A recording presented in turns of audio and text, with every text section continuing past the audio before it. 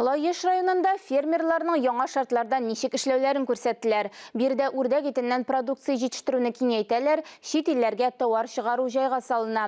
Уңыш серләре белән Фәнис Мөхәммәтов уртаклаша.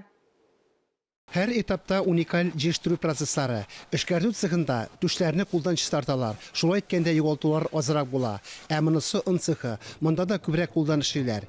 Иттән ярым фабрикатлар әзерлиләр. Процесс катлаулы түгел. Шулай да үз таләпләре куелган. Һәр хуҗалыкта кебек үз серләре дә бар.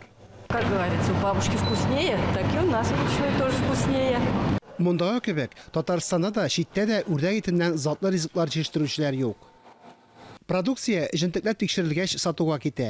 Яңа логистик үзәк 2000 тонна продукцияны саклый ала. Компания шармыкларына Татарстан, Россия базарына чыгара. Транспорт, маркетинг чыгымнары кыйммәт түгел. Җитештерүгә көнбатыш санкцияләре йогынты ясамый. Базарда чит ил материалларына лаеклы алмаш табылган. Проходим все международные аудиты, да. Без Россиядә һәм чит илләрдә бик күп тикшерүләр үткәрәбез. Шундый ук таләпләрне тәэмин итүчеләргә дә куябыз. Россиядә күпләребез бу таләпләрне үти. Бу югары дәрәҗә. Компания импорт алыштыруның чираттагы этабына, этләр һәм мәчеләргә азык әзерләргә җыена. Хәзер продукция сертификатлаштыру уза. Тиздән ил киштәләрендә йорт хайваннары өчен Татарстанда җитештерелгән сыйфатлы ашамлыклар барлыкка килә.